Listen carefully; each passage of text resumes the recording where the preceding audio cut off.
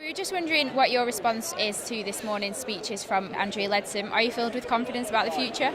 I am reasonably confident that her aspirations within the Brexit negotiations are in the right direction.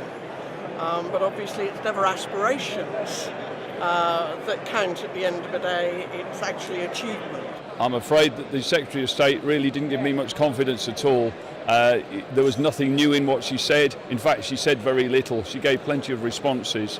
To give you a really good example, we're looking for clarity on some of the aspects around trade. There was no reassurances on that. I have confidence that the Secretary of State knows what she wants, but I seriously think that when we start negotiating, Europe are going to be quite hard on us because they don't want the rest of Europe to degenerate and all want to pull out of Europe. Her answers to issues of fly tipping and that, which is endemic in the eastern counties, bordered on just trite. She has no understanding of how this is such an important issue for farmers and the costs are involved. She tried to reassure us as much as she could have done, but we're in such a unpredictable time at the minute, and we don't know what's going to happen. Over the next 18 months will prove that.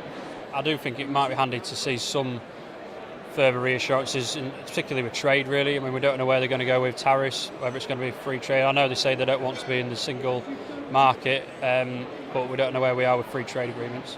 As you can see towards the end, when we had a discussion about who was actually behind the government and who wasn't behind the government, it was quite clear that the majority of farmers are not behind the government. As farmers, we might not like the direction that the government wants to take us in certain aspects, but I think we're entitled to.